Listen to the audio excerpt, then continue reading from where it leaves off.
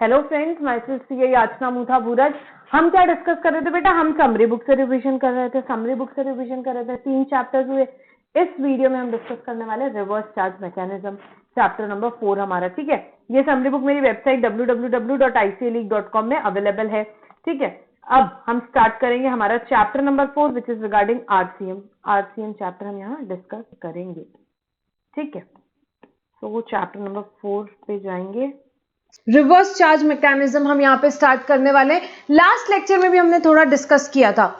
ठीक है, सबसे पहले अभी तक जो सेक्शंस पढ़े उसका रिवीजन होगा। सबसे पहले सीजीएसटी एक्ट के 3 सेक्शंस पढ़े। सेक्शन 7 सप्लाई से related, section 8 taxability of composite and mix supply, section 9 levy of GST, यहाँ पे लेवी ऑफ सीजीएसटी, और आईजीएसटी एक्ट का एक सेक्शन हमने पढ़ा, सेक्शन 5 लेवी ऑफ आईजीएसटी। बेटा ये सारे सेक्शंस एग्जाम में काम आने हैं। मैं यहाँ पे 25-30 सेक्शंस याद करवाने वाली हूँ जो 101% एग्जाम में आएंगे, 101%, और वो आपको लिखना है, आपके बहुत इफेक्टिव प्रेजेंटेशन होगा उससे। ठीक है, now will start with this chapter reverse charge mechanism. Reverse charge mechanism में क्या होता है?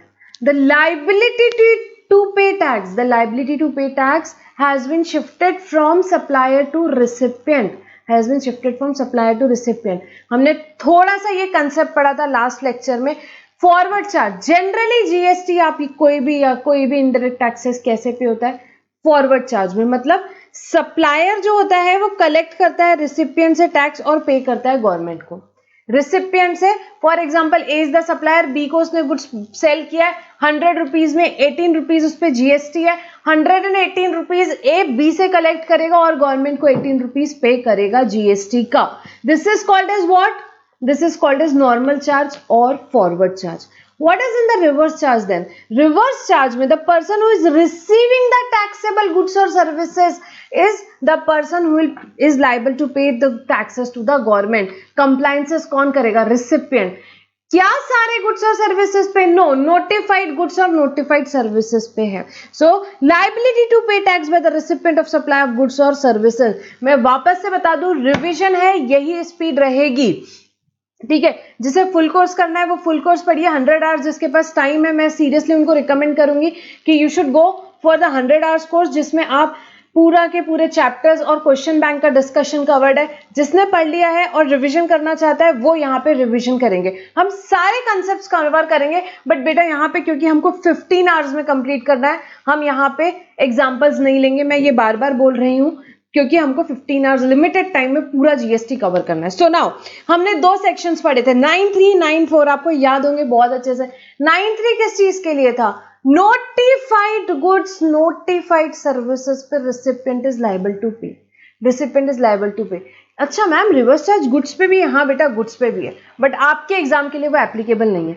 बस रिवर्स चार्ज गुड्स पे भी है, नोटिफाइड गुड्स पे, नोटिफाइड सर्विसेज पे भी है। नोटिफाइड गुड्स कैसे?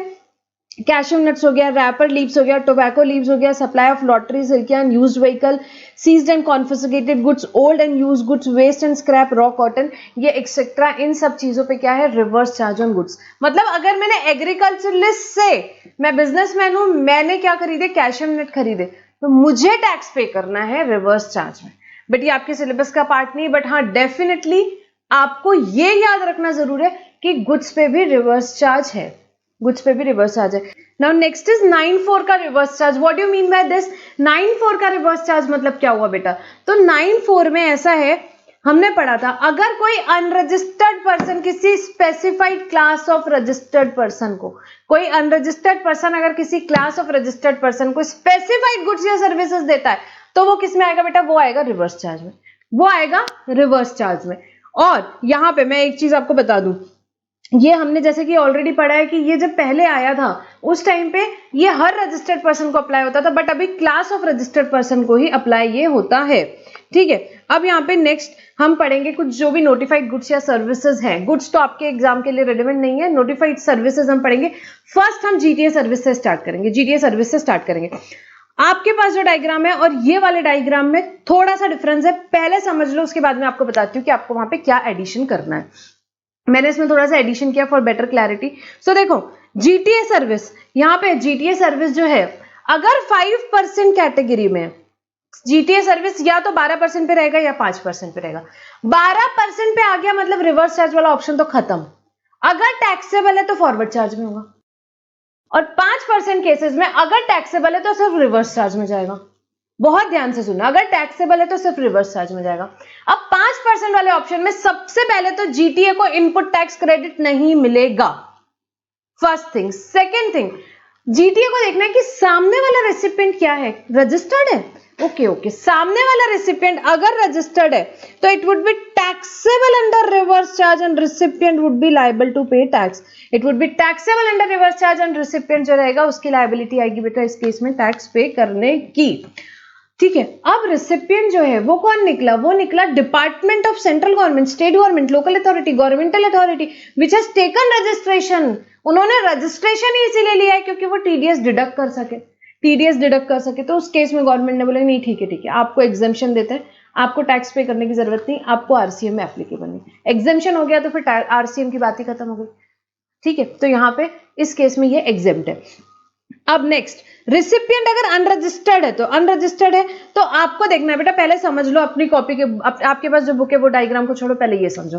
तो यहाँ पे अगर रिसिपिएंट अनरजिस्टर्ड है और अगर सामने वाला रेसिपिएंट नोटिफाइड रेसिपिएंट है, what you mean bye notified recipient, last page में जैसे दिया हुआ है, it could be factory, society, cooperative society, partnership firm, body corporate, casual taxable person who is located in taxable territory. अगर इनमें से कोई रेसिपिएंट है, इन ये नोटिफाइड रेसिपिएंट्स है, इनमें से कोई रेसिपिएंट है तो बेटा even if unregistered, factory unregistered है तो भी गवर्नमेंट ने बोला नहीं आपको टैक्स पे करना पड़ेगा। Factory will pay the tax RCM में, society will pay the tax, cooperative society will pay the tax, partnership firm will pay the tax, casual taxable person will pay the tax, body corporate will pay the tax। ये depend करता है। ठीक है, सो notified recipient को अगर service दे रहा है तो tax under reverse charge and the person liable to pay tax is who, notified person will pay the tax। other than notified service person को दे रहा है, मेरे को दे रहा है, जीटीए ने मेरे को सर्विस दिया, तो मैं इंडिविजुअल हूँ यार, मैं जीएसटी में भी रजिस्टर्ड नहीं हूँ, ना मैं फैक्ट्री हूँ, ना मैं सोसाइटी हूँ, ना मैं बॉडी कॉर्पोरेट हूँ, ना मैं पार्टनरशिप फर्म हूँ, तो उस केस में वो क्या हो जाएगी, एग्जेम्प्ट हो जाएगी। आई होप 5% कैटेगरी समझी होगी। फटाक से रिवाइज करेंगे। 5% में क्या होगा, एक तो जीटीए मेरे को आईटीसी नहीं मिलेगा, सेकंड सामने वाला रजिस्टर्ड है क्या, जीटीए जिसको सर्विस दे रहा है, अच्छा हाँ रजिस्टर्ड है, okay, then it would be taxable under reverse charge। सामने वाला department of central government, state government, local authority, governmental agency which has taken registration only for the purpose of deducting tax under section 51, उस case में no, not required to pay tax under RCM and it would be exempt। then क्या recipient unregistered है तो क्या वो notified recipient है, जैसे वो फैक्ट्री हो, सोसाइटी है, कोऑपरेटिव सोसाइटी है, पार्टनरशिप फर्म है, बॉडी कॉर्पोरेट है, ऐसा कोई है तो उस केस में recipient is liable to pay tax. And second, अगर यहाँ पे अदर देन नोटिफाइड रेसिपिएंट है, what do you mean by other than notified recipient, for example individual है, तो उस केस में it would be exempt. Now will come to 12% category. 12% category में क्या है, अगर रेसिपिएंट सामने वाला रजिस्टर्ड है, कौन रेसिपिएंट बेटा, रेसिपिएंट वो जो सामने वाला रेसिपिएंट है जो सर्विस ले रहा है वो रजिस्टर्ड है। जीटीए ने 12% का ऑप्शन दिया है, 12% के ऑप्शन में उसको फुल आईटीसी मिलता है, 12% वाला ऑप्शन कभी भी आरसीएम के अंडर नहीं आता है। तो अगर रेसिपिएंट सामने वाला रजिस्टर्ड है, obviously GTA has to pay tax and under forward charge, it would be taxable under forward charge. Then recipient सामने वाला अनरजिस्टर्ड है तो क्या है, क्या वो फैक्ट्री सोसाइटी है, हाँ है, तो वो टैक्सेबल है, एग्जेम्प्ट नहीं है। यहाँ पे टैक्सेबल है, और टैक्सेबल किस में होगा, it would be taxable under forward charge.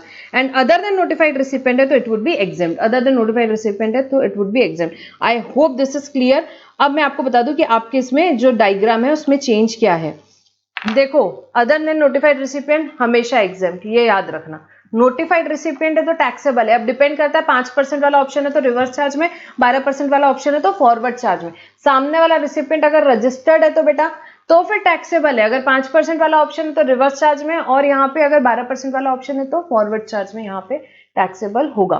ठीक है, ये यहाँ पे हमारा होता है। ठीक है, अभी ये देखिए, ये अमेंडमेंट जो आया था आरसीएम प्रोविजन में वो ये था जो हमने ऑलरेडी अभी पढ़ा। Amendment in RCM provision applicable to GTA, RCM shall not apply to service provided by GTA by way of transportation of goods in a goods carriage, a department of establishment, local authority, governmental agency which has taken registration only for the purpose of deducting tax. तो उस case में government ने क्या बोला कि भाई RCM applicable नहीं होगा, आरसीएम एप्लीकेबल नहीं होगा। ठीक है, तो आई होप दिस इज क्लियर। अब आपके डायग्राम में और मेरे डायग्राम में सिर्फ डिफरेंस इतना है कि ये जो नोटिफाइड रेसिपिएंट वाला है, ये सब पॉइंट मैंने ऐड किया है रिसिपिएंट इज अनरजिस्टर्ड के केस में, तो आप पॉज करके लिख सकते हैं। एंड सेकेंड, ये जो department of central government state government है, it is the sub point of recipient is registered and not recipient is unregistered, तो ये इसका सब पॉइंट है। तो इतना सा चेंज आप आपके डायग्राम में कर सकते हैं, ठीक है। सो यहाँ पे हमारी जीटीए सर्विस कंप्लीट होती है। इन शॉर्ट 5% वाले ऑप्शन में है, सामने वाला रजिस्टर्ड है, so it would be taxable under what, reverse charge, and recipient would be liable to pay tax. Department of central government state government को दिया है तो एग्जेम्प्ट है, नोटिफाइड रेसिपिएंट को दिया है फैक्ट्री सोसाइटी, उस केस में it would be taxable under reverse charge and notified recipient would be liable to pay tax, and other than notified recipient है तो एग्जेम्प्ट है। सिमिलरली 12% वाले ऑप्शन में जीटीए को फुल क्रेडिट मिलेगा and it would be taxable under what बेटा, it would be taxable under forward charge if it is taxable only. So recipient अगर registered है तो टैक्सेबल होगा फॉरवर्ड चार्ज में, रिसिपिएंट अनरजिस्टर्ड है, नोटिफाइड रिसिपिएंट है, taxable होगा फॉरवर्ड चार्ज में, और बाकी के केसेस में मतलब अदर देन नोटिफाइड रेसिपिएंट में it would be exempt, it would be exempt. So यहाँ पे हमारा ये जीटीए सर्विस का जो है डिस्कशन, हम अभी यहाँ पे इससे ज्यादा डिस्कशन नहीं करेंगे रिविजन के चलते। इसमें हमने बहुत सारी केस स्टडीज वगैरह सॉल्व करी हुई है, I hope it is clear. Next service लेंगे हम, लीगल सर्विस। लॉयर आपको सर्विस दे रहा है, आपको बिल्कुल अच्छे से पता है कि लॉयर आपको सर्विस दे रहा है, किस में आता है, रिवर्स चार्ज में। अब इसके आगे जो चैप्टर पढ़ेंगे वो हम कैसे पढ़ेंगे, दो चीजें याद रखना है रिवर्स चार्ज में, दो चीजें कि भाई पहले सप्लायर कौन है और रिसिपिएंट कौन है, और जो रिसिपिएंट है he would be the only person who is liable to pay tax, he would be the only person who is liable to pay tax। तो तीन चीजें एक्चुअली याद रखना कि सर्विस कौन सी है, सप्लायर कौन है, रिसिपिएंट कौन है, ये फुलफिल हो गया तो रिवर्स चार्ज में टैक्सेबिलिटी आएगी। नहीं तो क्या होगा, अगर इसमें अगर कोई भी कंडीशन फुलफिल नहीं होती है तो फॉरवर्ड चार्ज में आएगा, फॉरवर्ड चार्ज में आएगा। देखेंगे कैसे मैं बोलना चाह रही हूँ। तो अब लीगल सर्विस की बात करेंगे हम, सबसे पहले यहाँ पे लीगल सर्विस की बात करेंगे। तो उसमें सप्लायर कौन है, individual advocate including senior advocate या फर्म ऑफ एडवोकेट, तीन लोगों की बात कर दिया, इंडिविजुअल एडवोकेट, सीनियर एडवोकेट या फर्म ऑफ एडवोकेट, ये तीन सप्लायर है सर्विस के, ये तीन लोग सर्विस दे रहे हैं किसको, बिजनेस एंटिटी को जो कि लोकेटेड है टैक्सेबल टेरिटरी में। Any business entity which is located in taxable territory उसको सर्विस दे रहे हैं। तो क्या ये टैक्सेबल होगी, हाँ होगी, और किस पे होगी, रिवर्स चार्ज में होगी, रिवर्स चार्ज में होगी। इसका एग्जेम्पशन नोटिफिकेशन है, हम यहीं पे साथ में पढ़ेंगे ताकि आपको ध्यान रहे बहुत अच्छे से, ठीक है। तो अभी इसके कुछ एग्जेम्पशंस के जो चार्ट है हम यहाँ पे चार्ट के थ्रू देखेंगे। यहाँ पे so analysis of exemption of legal services, यहाँ पे लीगल सर्विसेज का हम देखेंगे एग्जेम्पशन भी। ये अभी इसके पहले जो एंट्री हमने अभी पढ़ रहे थे वो किस चीज की एंट्री थी, individual advocate, firm of advocate, senior advocate अगर बिजनेस एंटिटी को टैक्सेबल टेरिटरी में दे रहे थे वो आरसीएम की एंट्री थी, वो आरसीएम की एंट्री थी। यहाँ पे हम लिंक करके इसके एग्जेम्पशन पढ़ेंगे, ये एग्जेम्पशन की एंट्री है। सो एग्जेम्पशन की एंट्री क्या बोलती है, legal services by partnership firm of advocate, individual advocate other than senior advocate. अगर legal services partnership firm of advocate, कोई फर्म होगी 4-5 एडवोकेट्स की एक फर्म है वो दे रही है, या पार्टनरशिप फर्म दे रही है, या एक इंडिविजुअल एडवोकेट दे रहा है other than senior advocate, senior advocate को छोड़ दो, या तो पार्टनरशिप फर्म या इंडिविजुअल एडवोकेट, ये दो जन सर्विस दे रहे हैं किसको, एन एडवोकेट और partnership firm of advocate providing legal services. एक एडवोकेट की फर्म दूसरी फर्म जो है दूसरी एडवोकेट की फर्म से यहाँ पे कुछ हो सकता है कंसल्टेशन ले रही हो, कुछ लीगल सर्विसेज ले रही हो, तो वो गवर्नमेंट ने बोली कि भाई ये एग्जेम्प्ट है, ये एग्जेम्प्ट है। Other than business entity, business entity के अलावा फॉर एग्जांपल मैं इंडिविजुअल हूं, मुझे लीगल सर्विसेज दी तो वो एग्जेम्प्ट हो जाएगी। Business entity with turnover up to 20 lakh 10 lakh, business entity को अगर सर्विस दे रही है 20 लाख या 10 लाख तक के, क्यों यहाँ पे ये लिमिट रखा, अगर बिजनेस एंटिटी का टर्नओवर 20 लाख या 10 लाख है इन case of special category state, तो ऑब्वियसली बेटा उनको एग्जेम्पशन है रजिस्ट्रेशन के लिए, तो गवर्नमेंट ने बोला कि ठीक है ये इसको भी एग्जेम्प्ट कर दो। अगर लॉयर ने सर्विसेज दी किसको, किसी बिजनेस एंटिटी को जिसका टर्नओवर हो सकता है 5 लाख रुपए, तो वो भी एग्जेम्प्ट कर दिया गवर्नमेंट ने। And central government state government को सर्विस दे रही है तो गवर्नमेंट ने बोला ठीक है यार गवर्नमेंट क्या गवर्नमेंट से टैक्स लेगी, तो इसे भी एग्जेम्प्ट कर दिया। तो इन शॉर्ट अगर पार्टनरशिप फर्म या इंडिविजुअल एडवोकेट किसको टैक्स यहाँ पे दे रहा है सर्विसेज, तो टैक्सेबल होगा business entity with the turnover exceeding 20 lakh और 10 लाख। ठीक है, ये याद रखना बहुत इंपॉर्टेंट है। नेक्स्ट है सीनियर एडवोकेट के लिए एंट्री है, legal services by senior advocate to other than business entity, for example individuals to a business entity up to a turnover of 20 lakh 10 lakh and central government state government, ये सारी यहाँ पे exempt है, ये exemption का नोटिफिकेशन है। तो फिर टैक्सेबल कौन सी है, टैक्सेबल अगर बिजनेस एंटिटी को दे रहा है जो उसका टर्नओवर 20 लाख या 10 लाख से ज्यादा है, ठीक है, 10 lakh in case of special category states, other states 20 lakh, so वो टैक्सेबल है। और टैक्सेबल है तो किस पे टैक्सेबल है? रिवर्स चार्ज में टैक्सेबल है, रिवर्स चार्ज में टैक्सेबल है। ये दोनों यहाँ पे एग्जेम्पशन के नोटिफिकेशन हमने साथ में देखे। Next, services supplied by arbitral tribunal to business entity. ये चैप्टर हमने जब पढ़ा था तभी भी हमने बहुत डिटेल में पढ़ा था, यहाँ हम शॉर्ट में पढ़ रहे हैं। हमने एग्जेम्पशन और आरसीएम के एंट्रीज को सारे केसेस में कंबाइन करके पढ़ी थी, तभी हमको उसमें पूरी क्लैरिटी आती कि भाई टैक्सेबिलिटी कब बैठती है उसकी। So now, services supplied by arbitral tribunal to business entity. Arbitral tribunal किसको दे रहा है बेटा सर्विस? सप्लायर कौन है? Arbitral tribunal. रिसिपिएंट कौन है? Business entity which is located in taxable territory. Taxable territory में होना चाहिए, बाहर नहीं होना चाहिए। आर्बिट्रल ट्रिब्यूनल सप्लायर है, recipient business entity which is located in taxable territory है, ठीक है। तो इस केस में कौन टैक्स पे करेगा? बिजनेस एंटिटी जो टैक्सेबल टेरिटरी में। अच्छा, अगर बिजनेस एंटिटी टैक्सेबल टेरिटरी में नहीं, चलो पहले एग्जेम्पशन नोटिफिकेशन देखते हैं। एग्जेम्पशन नोटिफिकेशन भी एक आर्बिट्रल ट्रिब्यूनल का भी है, इन सारे केसेस में एग्जेम्प्ट है। किस किस केस में? अदर देन बिजनेस एंटिटी को दे रहा है, एग्जेम्प्ट है। Business entity with turnover up to 10 lakh दे रहा है, एग्जेम्प्ट है। सेंट्रल गवर्नमेंट स्टेट गवर्नमेंट को दे रहा है, एग्जेम्प्ट है। इन शॉर्ट टैक्सेबल कौन सा है? बिजनेस एंटिटी जिसको 20 लाख 10 लाख से ज्यादा का टर्नओवर है, उसके केस में टैक्सेबल आएगा, ठीक है। ये हो गया। Next, services provided by way of sponsorship. कौन सी सर्विस की बात हो रही है भाई? स्पॉन्सरशिप सर्विस की बात हो रही है। कौन देगा? सप्लायर कौन है? एनी पर्सन, कोई भी हो सकता है, इंडिविजुअल हो सकता है, यहाँ पे बॉडी कॉर्पोरेट हो सकती है, पार्टनरशिप फर्म हो सकती है। Supplier could be any person, any person लिख दिया। पर रिसिपिएंट कौन होगा? रिसिपिएंट या अगर बॉडी कॉर्पोरेट या पार्टनरशिप फर्म जो कि लोकेटेड है टैक्सेबल टेरिटरी में, अगर रिसिपिएंट ये होगा तभी आरसीएम लगेगा, नहीं तो नहीं लगेगा। नहीं तो क्या होगा? नहीं तो बेटा फॉरवर्ड चार्ज में चले जाएगा।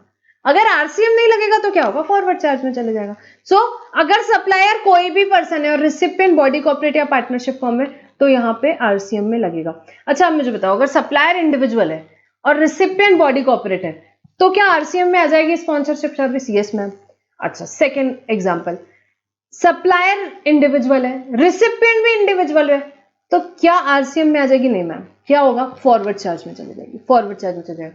अच्छा, अब सप्लायर बॉडी कॉर्पोरेट है, रिसिपिएंट भी बॉडी कॉर्पोरेट है, तो क्या आरसीएम में चले जाएगी? हाँ बिल्कुल चले जाएगी, क्योंकि supplier could be any person, recipient should be body corporate. अब सप्लायर बॉडी कॉर्पोरेट है, रिसिपिएंट बॉडी कॉर्पोरेट है which is not located in taxable territory है, तो क्या होगा? उस केस में फॉरवर्ड चार्ज में चले जाएगी, उस केस में फॉरवर्ड चार्ज में जाएगी। इसलिए ये मैं जो बोल रही थी, तीन चीजें याद रखनी बहुत जरूरी है। सप्लायर कौन है, रिसिपिएंट कौन है, और रिसिपिएंट के साथ और क्या कंडीशन है, जैसे कि मैक्सिमम एंट्रीज में दी हुआ है located in taxable territory, located in tax.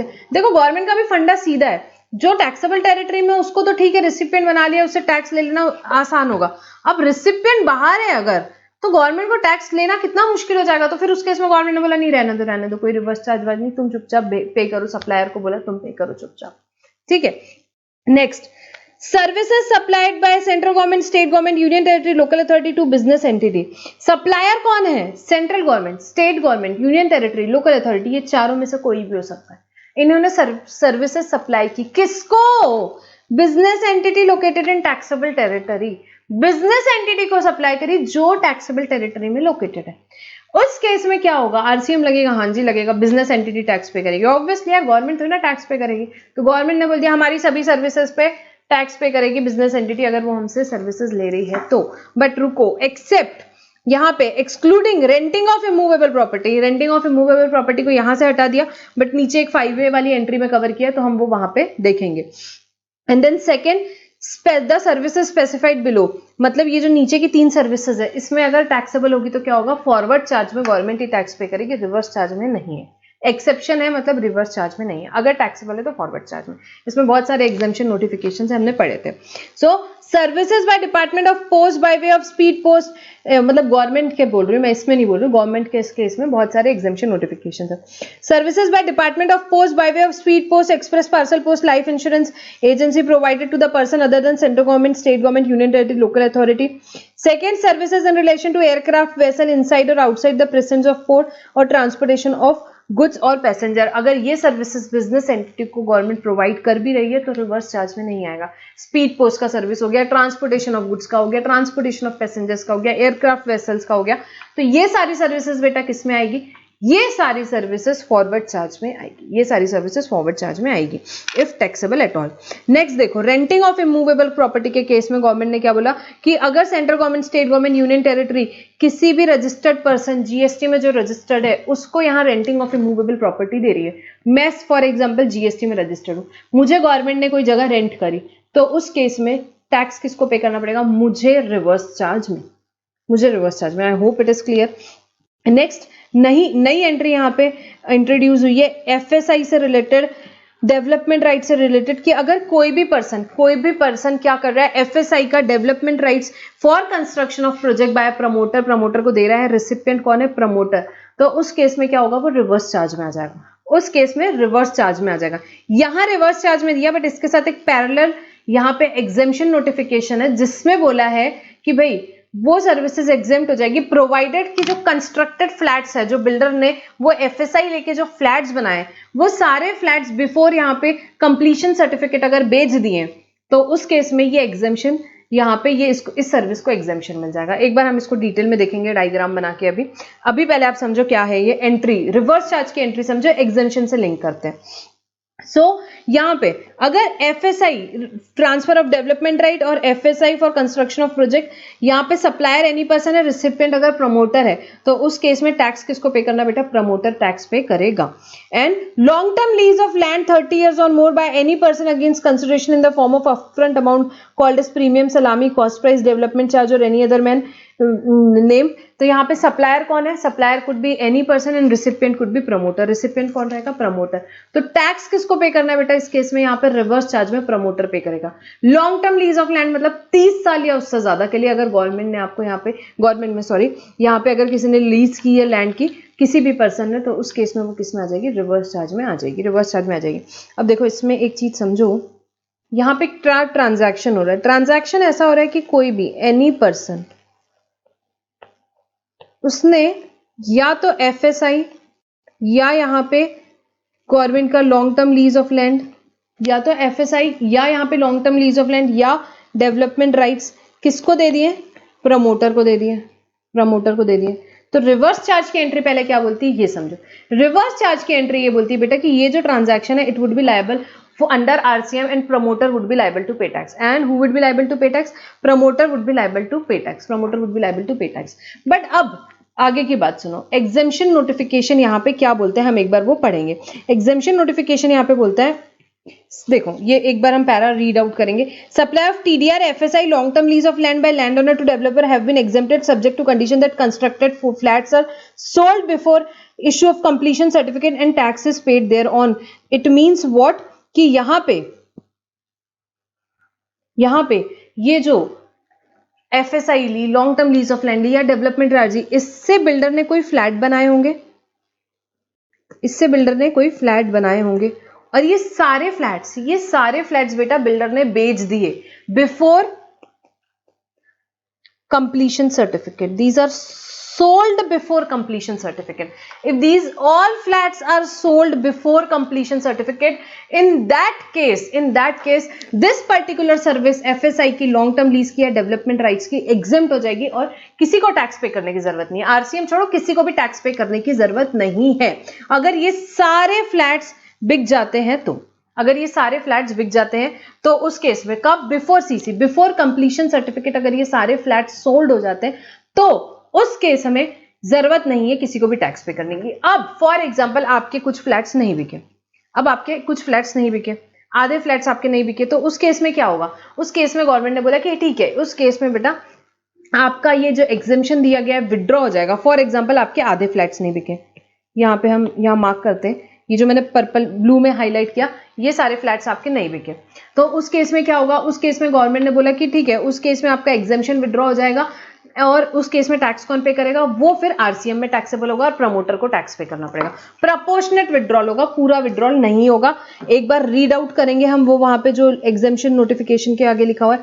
The exemption of TDR FSI long term lease shall be withdrawn In case the flat sold after issue of completion certificate, but such withdrawal shall be limited to 1% of value in case of affordable houses and 5% of value in case of other than affordable houses. So यहाँ पे exemption withdraw होगा, but proportionate withdraw होगा, पूरा withdraw नहीं होगा. जितने unsold flats हैं उसके केस में वो withdraw होगा 1% in case of affordable, 5% in case of other than affordable. This will achieve a fair degree of tax parity. ठीक है. The tax liability, the liability to pay tax on TDR, FSI, long-term lease has been shifted from landowner to builder under the reverse charge as discussed in this point. ठीक है. तो अब अगर आपके यहाँ पे सेल नहीं होते हैं यहाँ पे फ्लैट्स, तो उस केस में क्या होगा बेटा? उस केस में यहाँ पे टैक्स कौन पे करेगा? टैक्स पे करेंगे रिवर्स चार्ज के अंडर प्रमोटर या बिल्डर. जो प्रमोटर रहेगा वो यहाँ पे टैक्स पे करेगा. आई होप दिस इज क्लियर. तो यहाँ पे क्या बात हो रही है? एफएसआई की या लॉन्ग टर्म लीज की, या ये और भी चैप्टर्स में दिया है बट हम यहीं पे कवर कर रहे हैं. ये एफएसआई की या लॉन्ग टर्म लीज की, डेवलपमेंट राइट्स की, ये सारे केसेस में टैक्सेबिलिटी शिफ्ट हो गई है आरसीएम के अंडर. प्रमोटर को टैक्स पे करना है, बट विजा एक एग्जाम्पशन नोटिफिकेशन आया है जो बोलता है कि अगर सारे फ्लैट्स बेच दोगे बिफोर कंप्लीशन सर्टिफिकेट तो वो आपकी एग्जेम्प्ट है. बट अगर कुछ फ्लैट्स आपके नहीं बिक पाए, फॉर एग्जांपल 5 फ्लैट्स नहीं बिक पाए, तो उस केस में प्रोपोर्शनेटली आपका सिर्फ 5 फ्लैट्स का यहाँ पे एग्जेम्पशन विड्रॉ कर लिया जाएगा और टैक्स पे करना पड़ेगा. कैसे? 1% in case of affordable housing, 5% in case of other than affordable housing. और टैक्स कौन पे करेगा? आरसीएम में promoter. I hope this is clear. Next is बेटा service supplied by director of a company or body corporate to the said company or body corporate. Now who is the supplier of service? Director of a company or body corporate. Who is the recipient? Company or body corporate located in taxable territory. So who will be liable to pay tax? Company या body corporate located in taxable territory pay करेगा tax बेटा under RCM. अब ये तो बात हुई entry, तो ये बड़ी सिंपल सी है. अब क्या हुआ यहाँ पे लोगों को कंफ्यूजन हुआ जिसके चलते सीबीआईसी ने यहाँ पे क्लैरिफिकेशन इशू किया. ठीक है, ये क्लैरिफिकेशन हम चार्ट फॉर्म में समझेंगे. जो रेम्यूनरेशन पे की जा रही है बेटा यहाँ डायरेक्टर्स को, अब दिक्कत क्या है कि भाई डायरेक्टर्स कभी एम्प्लॉय हो सकते हैं कंपनी के, कभी एम्प्लॉय नहीं हो सकते, उनको प्रोफेशनल फीस दी जा सकती है. तो अलग अलग केस में टैक्सेबिलिटी की क्या बात होगी. तो सीबीआईसी ने बहुत ही बढ़िया क्लैरिफिकेशन दिया. उन्होंने बोला कि जैसे कि इंडिपेंडेंट डायरेक्टर्स बहुत अच्छे से क्लैरिफाई किया हुआ है कंपनीज एक्ट में कि वो कंपनी के एम्प्लॉयज नहीं होते, या कोई भी बेटा डायरेक्टर जो कंपनी का एम्प्लॉय नहीं होता. जो एम्प्लॉय नहीं है, क्या वो शेड्यूल 3 में फॉल होगा? शेड्यूल 3 में क्या पॉइंट था? Service by an employee to employer in the course of in relation to employment. No, नहीं होगा. So it is outside schedule 3. When it is outside schedule 3, is it taxable? Yes. If taxable कहां होगा बेटा? Under RCM. So independent directors को जो भी पैसा दिया that is outside schedule 3 and thus it is taxable under reverse charge in the hands of company. अब जो पैसा बेटा होल टाइम डायरेक्टर्स को दे रहे हो, मैनेजिंग डायरेक्टर्स को दे रहे हो, ये लोग क्या है? ड्वेल कैपेसिटी में काम कर रहे हैं, या कोई भी डायरेक्टर जो यहाँ पे बेटा क्या है? मे और may not be employed, dual capacity में काम कर रहे हैं. जैसे कि फॉर एग्जांपल थोड़ा 1 लाख रुपए महीना सैलरी का भी दिया, कुछ पोर्शन प्रोफेशनल फीस की भी दी.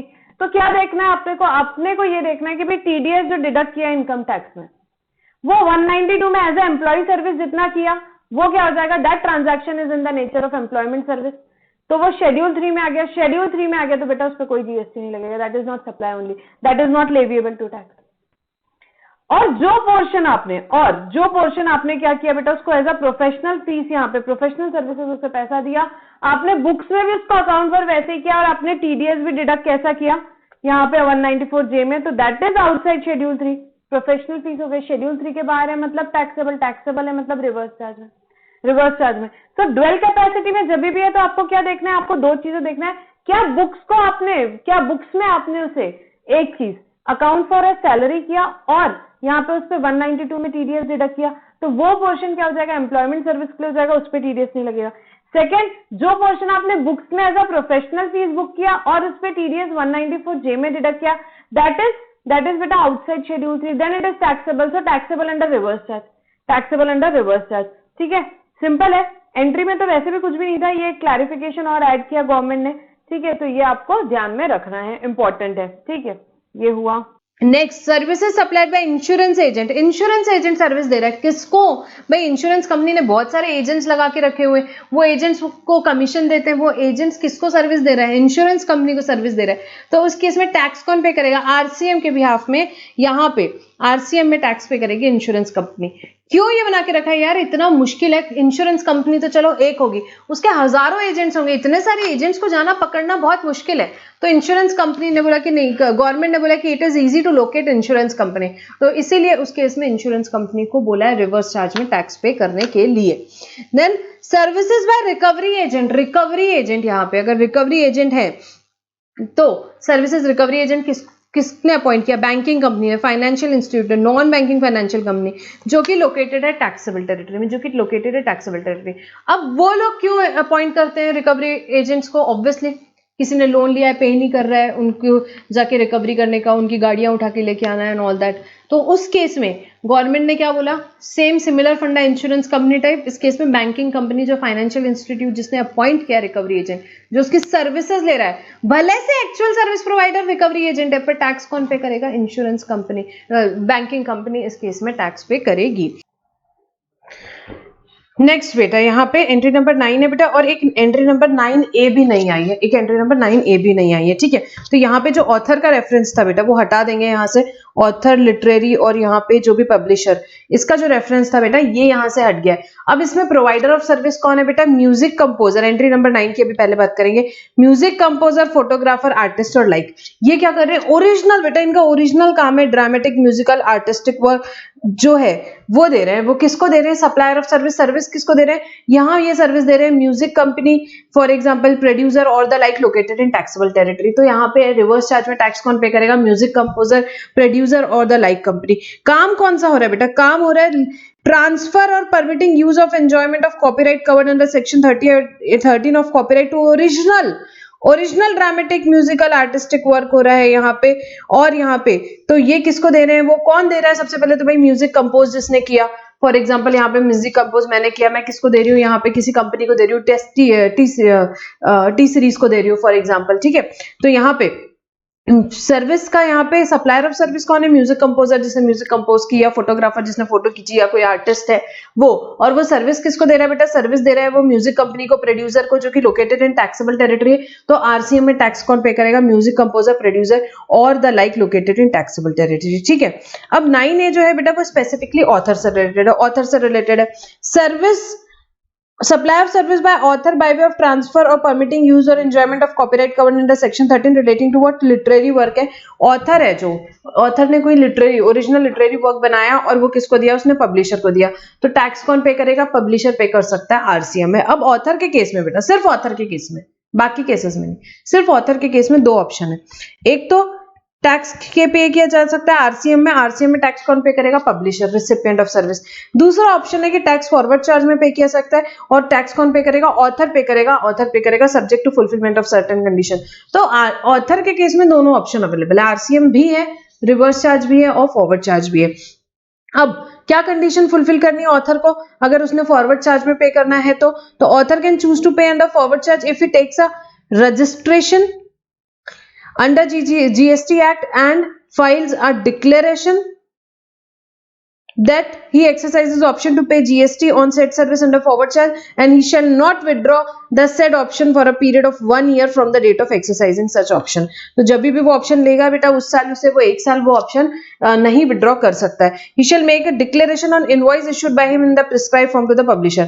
प्लस डिक्लेरेशन उसको जीएसटी को तो देना है, प्लस उसको इनवॉइस में भी डिक्लेरेशन देना है, इनवॉइस में भी डिक्लेरेशन देना है कि भाई मैं जीएसटी पे कर रहा हूँ। ऑब्वियसली उसे पब्लिशर को बताना तो पड़ेगा कि मैं जीएसटी पे कर रहा हूँ। तो यहाँ पे ऑथर के केस में बेटा एंट्री अमेंड हुई है, 9A एंट्री आई, जिसमें ऑप्शन 1 में क्या बोलता है, रिवर्स चार्ज में टैक्स पे किया जा सकता है, कोई दिक्कत नहीं है। रिवर्स चार्ज में कौन पे करेगा, पब्लिशर। और ऑप्शन 2 क्या है, फॉरवर्ड चार्ज में पे कर सकते हैं। फॉरवर्ड चार्ज में भाई कौन पे करेगा, फॉरवर्ड चार्ज में ऑथर ही पे करेगा। ऑथर बेटा यहाँ पे कैसे, यहाँ पे उसे डिक्लेरेशन देना पड़ेगा, सबसे पहले रजिस्ट्रेशन लेगा वो जीएसटी एक्ट में, ऑब्वियसली डिक्लेरेशन बताएगा कि भाई मैं ये ऑप्शन ले रहा हूं, और उसके बाद में वो ये ऑप्शन जो है विड्रॉ नहीं करेगा for a period of 1 year. And invoice में भी वो क्या करेगा बेटा, यहाँ पे इनवॉइस में भी डिक्लेरेशन देगा, इनवॉइस में भी डिक्लेरेशन देगा। तो ये एंट्री नंबर 9A थी। Then supply of service by the member of overseeing committee to RBI, RBI को यहाँ पे दे रही है अगर मेंबर ऑफ ओवरसीइंग कमिटी, तो उस केस में बेटा यहाँ पे सप्लायर ऑफ सर्विस कौन है? Member of overseeing committee, member of overseeing committee by RBI आपकी सप्लायर ऑफ सर्विस है।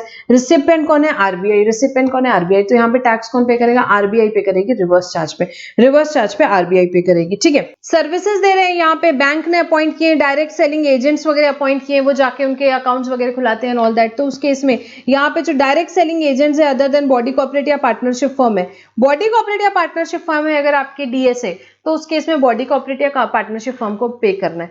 बट अगर other than body corporate and partnership firm में कोई इंडिविजुअल डायरेक्ट सेलिंग एजेंट है तो वो अगर सर्विसेज दे रहा है बैंकिंग कंपनी को, किसी एनबीएफसी को जो कि लोकेटेड है टैक्सेबल टेरिटरी में, तो उस केस में टैक्स किसको पे करना पड़ेगा? उस केस में टैक्स पे करना पड़ेगा यहाँ पे बैंकिंग कंपनी या एनबीएफसी को आरसीएम के under. Located in taxable territory very important, मैंने आपको उसका कंसेप्ट भी बताया, बिल्कुल याद रखना है आपको एग्जाम के हिसाब से। देन कोई बिजनेस फैसिलिटेटर है वो बैंकिंग कंपनी को सर्विस दे रहा है तो टैक्स किसको पे करना है? बैंकिंग कंपनी को। बहुत सिंपल है ये। अब ये देखो, ये थोड़ा सा समझना, agent of business correspondent service दे रहा है बिजनेस करस्पॉन्डेंट को, एजेंट ऑफ बिजनेस करस्पॉन्डेंट, यहां पे एक बार आप समझिए इसको।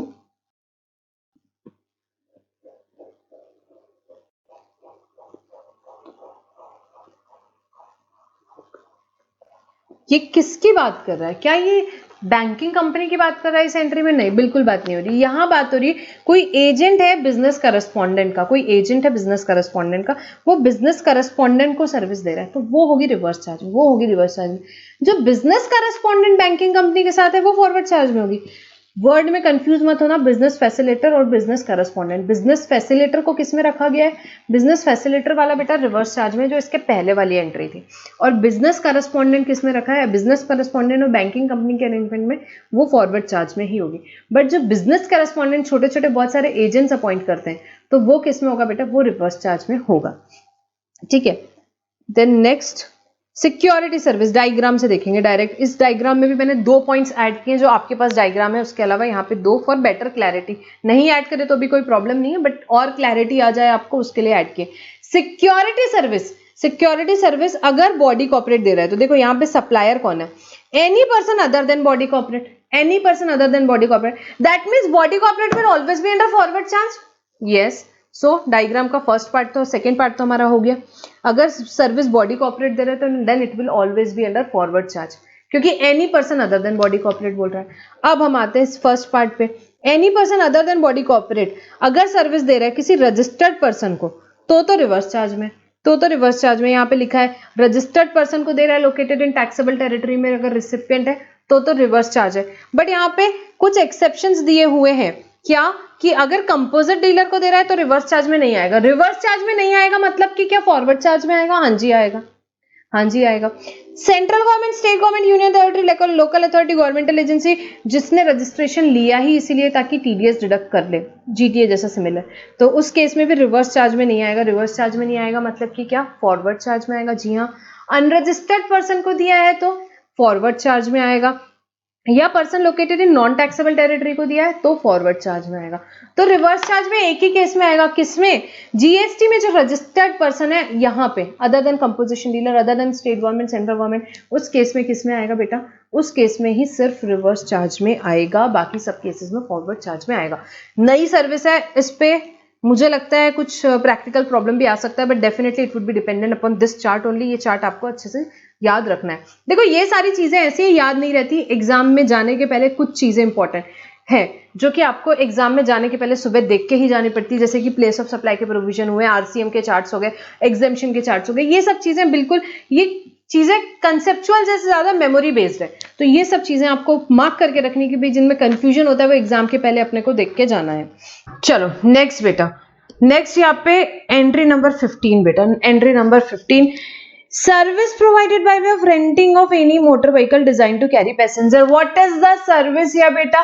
renting of motor vehicle की सर्विस है ma'am, renting of motor vehicle की सर्विस है जो कि designed to carry passenger where the cost of fuel is included in consideration charge from service recipient provided to body corporate।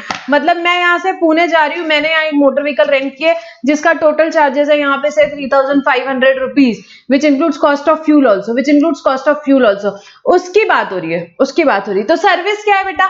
Renting of motor vehicle. कौन provide कर रहा है ma'am? Supplier of service कौन है बेटा? Any person other than body corporate, any person other than body corporate. Recipient कौन है ma'am? Any body corporate located in taxable territory, located in taxable territory.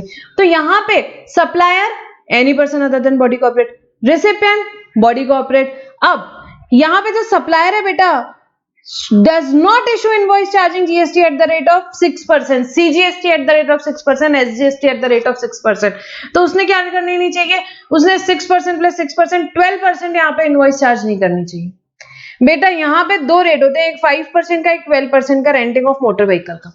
तो यहाँ 12% वाला जो है ऑप्शन उसको आरसीएम से आउट कर दिया। कैसे? Supplier does not issue invoice charging GST at the rate of 6% लिख के। तो 12% वाला ऑप्शन बेटा आरसीएम में कभी आएगा ही नहीं, कभी नहीं आएगा। कहां जाएगा? फॉरवर्ड चार्ज में। 5% वाला, हाँ 5% वाला आएगा provided supplier is other than body corporate, recipient is body corporate. तो यहाँ पे 5% वाले ऑप्शन वाले लोगों को आरसीएम में डिस्चार्ज करना रहेगा। यहाँ पे देखते हैं कैसे, समझो इसको। एक इस पे क्लैरिफिकेशन भी आया है, डायग्राम से समझते हैं। कौन सी सर्विस की बात कर रहे हैं भाई? renting of motor vehicle service, person liable to pay tax under renting of motor vehicle service where GST is payable at the rate of 12%, in that case beta it is only under forward charge। forward charge में tax कौन discharge करेगा? person liable to be discharge is बेटा supplier। Supplier रहेगा, वो body corporate हो other than body corporate हो, कुछ भी हो नहीं पता। 12% वाला ऑप्शन सीधे फॉरवर्ड चार्ज। क्लियर? सेकेंड, जब 5% वाले ऑप्शन में सप्लायर गया, जब 5% वाले ऑप्शन में लिया हमने, तो क्या बात हुई? सप्लायर क्या अदर देन बॉडी कॉर्पोरेट है और रेसिपिएंट बॉडी कॉर्पोरेट और रिवर्स चार्ज में टैक्स पे करेंगे। और पर्सन लायबल टू पे इज बेटा रेसिपिएंट, पर्सन लायबल टू पे is recipient here. I hope it is clear. अब सप्लायर तो अदर देन बॉडी कॉर्पोरेट था मैम, बट रेसिपिएंट भी अदर देन बॉडी कॉर्पोरेट है। इंडिविजुअल ने इंडिविजुअल को सर्विस दी, तो भाई रेसिपिएंट बॉडी कॉर्पोरेट नहीं, तो हमें नहीं पता, फॉरवर्ड चार्ज में जाओ। रिवर्स चार्ज में तो कोई जगह नहीं है, रिवर्स चार्ज में सिर्फ बॉडी कॉर्पोरेट के लिए जगह है। ठीक है भाई, वो भी रेसिपिएंट। सप्लायर बॉडी कॉर्पोरेट है, सप्लायर बॉडी कॉर्पोरेट और recipient other than body corporate है, तो बात ही खत्म हो गई। सप्लायर बॉडी कॉर्पोरेट है, रेसिपिएंट देखने की जरूरत ही नहीं है, फॉरवर्ड चार्ज में जाएगा। तो रिवर्स चार्ज में बेटा एक ही केस जाता है, जब 5% वाला ऑप्शन है, supplier other than body corporate है, रेसिपिएंट बॉडी कॉर्पोरेट है, तो ही रिवर्स चार्ज में जाएगा। और रिवर्स चार्ज में टैक्स कौन पे करेगा भाई? रेसिपिएंट। ठीक है, कौन सी सर्विस की बात की? Renting of motor vehicle, renting of motor vehicle. Any person other then a body corporate is a supplier and does not issue invoice at the rate of CGST at the rate of 6%, SGST at the rate of 6%, and recipient is body corporate, then the service is chargeable under reverse charge। recipient is located in taxable territory also। ठीक है, ये entry number 15 थी बेटा। Now entry number 16 किसके लिए? Landing of securities के लिए। Landing of security SEBI की लैंडिंग स्कीम के अंडर लैंडिंग ऑफ सिक्योरिटी कौन करेगा? लैंड। भाई लेंडर ने लैंड की, किसको लैंड की? बोरोवर को। इसमें कैसे होता है? लेंडर लैंड करता है through an approved intermediary to a borrower, securities की लैंडिंग में। तो इस केस में टैक्स कौन पे करेगा? अब ये एंट्री आ गई बेटा 1 अक्टूबर 19 के बाद से, ये एंट्री आई है 1 अक्टूबर 19 से, और उसके बाद टैक्स पे करेगा भाई बोरोवर। बोरोवर टैक्स पे करेगा यहाँ पे रिवर्स चार्ज में। बोरोवर मतलब कौन? जिसने सिक्योरिटी बोरो करी है through an approved intermediary. Lender मतलब कौन? जिसने यहाँ पे सिक्योरिटी लेंड करी है, जिसने डिपॉजिट करी है। ठीक है, so a lender is a person who deposit the security registered in his name or in the name of any other person duly authorized in his behalf with an approved intermediary for the purpose of lending scheme। lending scheme के लिए उसने अपनी security land की। तो सबसे पहले तो बात आती है बेटा, यहाँ देखते हैं क्लैरिफिकेशन। इसमें यहाँ पे पहले तो मैकेनिज्म दिया हुआ है, lender lends to a borrower through an approved intermediary to a borrower under an agreement for a specified period with the condition that borrower will return the equivalent security of the same time or class at the end of specified period along with the corporate benefits accrued on the security। तो वो security को lender इसी शर्त पे borrower को देता है कि भाई जब यहाँ पे आपका लेंडिंग पीरियड कंप्लीट हो जाएगा, सिक्योरिटी मुझे वापस करिए with along with the lending benefits. ठीक है, यहाँ पे डायरेक्ट एग्रीमेंट नहीं है लेंडर और बोरोवर के बीच में, वो अप्रूव्ड इंटरमीडिएटरी के थ्रू काम कर रहे हैं। और लेंडर को इस सब ट्रांजैक्शन में क्या मिलता है? एक lending, the lender earns a lending fee for lending their security to borrowers. ठीक है, अब ये लेंडिंग फीस की टैक्सेबिलिटी की बात होती है। क्या इसे जीएसटी लगेगा? हाँ जी भाई, it is in the form of consideration, GST बिल्कुल लगेगा। So the lending fees charge from borrower of security has the character of consideration and the activity is taxable in GST. शुरू से टैक्सेबल है, 1717 से, जिस दिन से जीएसटी आया तब से टैक्सेबल है। एक तो बात हुई लेंडिंग फीस की। अब दूसरी बात करते हैं कि भाई ये जो बोरो अप्रूव इंटरमीडिएटरी है, फ्री में काम नहीं करता है, इसको कुछ कमीशन फीस मिलता है, तो क्या ये जो कमीशन या फीस इसे मिलता है, क्या ये टैक्सेबल है? हाँ जी, ये भी टैक्सेबल है। क्यों नहीं टैक्सेबल है? Apart from the above activities of intermediatory facilitating lending and borrowing of security for commission और fees are taxable separately, separate transaction है, वो अपना जो भी कमीशन चार्ज कर रहा है उसमें भी लगेगा भाई, यहाँ पे टैक्सेबिलिटी होगी। अब जो लेंडिंग फीस की बात हम कर रहे थे उसकी टैक्सेबिलिटी देखेंगे बेटा। ये एंट्री जैसे कि मैंने बताया कब से आई है बेटा, 1 अक्टूबर 2019। 1 अक्टूबर 2019 के बाद आरसीएम में आई है, तो आरसीएम में टैक्स पे करना रहेगा। जब ये एंट्री आरसीएम में नहीं थी तो भी यहाँ पे ये बोला तो है कि भाई ये टैक्सेबल रहेगी सिंस 1717, जब से जीएसटी आया, पर 1717 से लेके 30/9/19 तक के, जब तक के जीएसटी यहाँ पे आरसीएम नहीं आया था इस पे, तब तक इस पे टैक्स कौन पे करेगा? तो भैया आरसीएम में नहीं है तो सीधी बात है, सप्लायर ऑफ सर्विस पे करेगा यहाँ पे फॉरवर्ड चार्ज में, तो यहाँ पे लेंडर पे करेगा फॉरवर्ड चार्ज में। कौन से पीरियड की बात कर रही हूँ मैं? 1717 से 30/9/19 तक के फर्स्ट यहाँ पे टेबल के फर्स्ट पार्ट की बात कर रही हूँ। तो उस पीरियड में जीएसटी फॉरवर्ड चार्ज में लेंडर पे करेगा, ओके, और कौन सा जीएसटी पे करेगा बेटा? हमेशा आईजीएसटी पे करेगा, और वो रिक्वेस्ट कर सकता है, request to be made by lender to SEBI to disclose information about borrower for discharging GST. तो ये यहाँ पे क्लैरिफिकेशन बाद में आया, तो अब उसके बाद लोगों ने टैक्स पे करना शुरू किया। लोगों को पहले डाउट था इस पे टैक्स पे करना है नहीं करना है, तो इसके लिए किसी ने पे नहीं किया था, तो अब यहाँ पे उन्होंने बोला कि नहीं, पूरा टैक्स लगेगा, शुरू से लगेगा, लेंडर पे करेगा, आईजीएसटी लगेगा फॉर द पीरियड 1717 टू 30/9/19, और सेबी को जो भी इंफॉर्मेशन लगेगी वो सेबी डिस्क्लोज करेगी। अब 1 अक्टूबर 19 से भाई आरसीएम आ गया, आरसीएम आया और ये क्लैरिफिकेशन आया, दोनों चीजें आई, एक आरसीएम की बेटे ये एंट्री नंबर 16 आई और एक क्लैरिफिकेशन आया। तो 1 अक्टूबर 19 के बाद क्या पोजीशन बैठती है? जीएसटी लगेगा, हाँ जी लगेगा।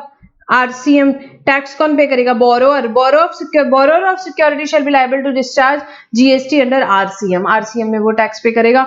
और जीएसटी कौन सा रहेगा बेटा? रिवर्स चार्ज में IGST need to be paid, reverse charge में IGST need to be paid, ठीक है, एज सिंपल एज दैट। तो यहाँ पे बेटा ये जो दो है, ये दो एंट्रीज, एंट्री नंबर 15 और 16 यहाँ पे जो है ये नवंबर 2020 के लिए यहाँ पे अमेंडमेंट हुआ है। 15 तो पहले भी आई थी, बट उसमें फिर फर्दर अमेंडमेंट हो गया, नवंबर 2020 की जो पोजीशन है वो हमने पढ़ा। एंड देन 16 में भी, यहाँ पे 16 जो है ये भी मई 2020 के टाइम पे आई थी, ठीक है। तो these two entries are the most recent amendments. देन ये सर्विसेज हमारी सारी हमने सीजीएसटी के इसमें जो है वो पढ़ी, और सिमिलरली जो ये इंटर स्टेट पे भी अप्लाई होती है, इंटर स्टेट पे भी अप्लाई होती है। इंटर स्टेट के केस में दो स्पेसिफिक सर्विसेज है इंपोर्ट से रिलेटेड, वो हम यहाँ पढ़ेंगे, यहाँ बेसिक पढ़ेंगे, बाकी का पूरा पोर्शन हम पढ़ेंगे यहाँ पे इंपोर्ट एक्सपोर्ट के चैप्टर में। तो सिर्फ दो एंट्रीज है हम यहाँ पढ़ेंगे। सप्लायर कौन है? एनी पर्सन, ये आईजीएसटी पर्पस के लिए, any person located in non taxable territory, मतलब दुबई में कोई लोकेटेड है एग्जांपल के लिए, any person located in non taxable territory जो दुबई में है। रिसिपिएंट कौन है? Any person located in taxable territory. Service की बात हो रही, गुड्स की नहीं। तो मतलब यहाँ पे अगर मैंने किसी से बाहर कोई बंदा है उससे सर्विस ली है, बाहर कोई बंदा है मैंने उससे सर्विस ली है, तो जो person located in taxable territory, क्या उसकी लायबिलिटी आएगी यहाँ पे टैक्स पे करने की आरसीएम पे?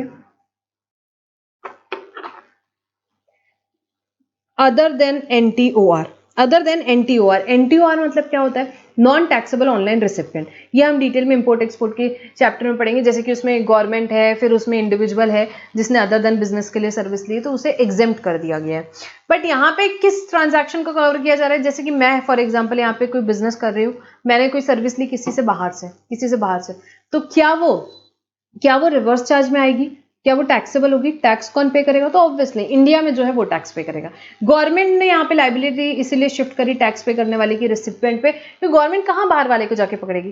तो अगर कोई सर्विस आपने इंडिया के बाहर से किसी से ली है तो भैया आप टैक्स पे कर दो रिवर्स चार्ज में, खत्म बात। एनटीओआर को नहीं बोला है, क्यों? क्योंकि एनटीओआर के लिए गवर्नमेंट ने अलग से एग्जेम्पशन भी लेकर के आया है कि भाई एनटीओआर को टैक्स पे करने की जरूरत नहीं है। ऑब्वियसली मैंने मेरे पर्सनल पर्पस के लिए और कुछ लिया है, तो यहाँ पे आप इतना मत समझो, हम ओआईडीआर सर्विस और सब कुछ यहाँ पे इंपोर्ट एक्सपोर्ट का लेक्चर है, वहां पे डिटेल में पढ़ेंगे। यहाँ आपको इतना याद रखना है कि अगर मैंने कोई सर्विस बाहर से ली है तो टैक्स कौन पे करेगा? जिसने यहाँ पे सर्विस ली है, वो जो पर्सन लोकेटेड है टैक्सेबल टेरिटरी में, उसको टैक्स पे करना है। Second, Services by way of transportation of goods by a vessel from a place outside India to a custom station in India. Transportation of goods by vessel की service है. ली किसने है? Any person located in non taxable territory. Any person located in non taxable territory. बाहर से किसी ने service दी है, बाहर से किसी ने सर्विस दी. किसको सर्विस दी है? किसको सर्विस दी है? यहाँ पे किसी को भी दे सकता है, पर टैक्स कौन करेगा? टैक्स पे करेगा importer located in taxable territory. जो इंपोर्ट कर रहा है वो यहाँ पे टैक्स पे करेगा. Transportation of goods in vessel, इसका भी बहुत डिटेल डिस्कशन हो रहा है. मैं यहाँ पे डिटेल में नहीं जा रही हूँ क्योंकि हम इंपोर्ट एक्सपोर्ट के चैप्टर में जाएंगे. सो बेटा here we complete this chapter. RCM से रिलेटेड है, important chapter because of so many new entries which has been added and वैसे भी इंपॉर्टेंट है एग्जाम पॉइंट ऑफ व्यू से. So will stop our discussion over here. Thank you for now.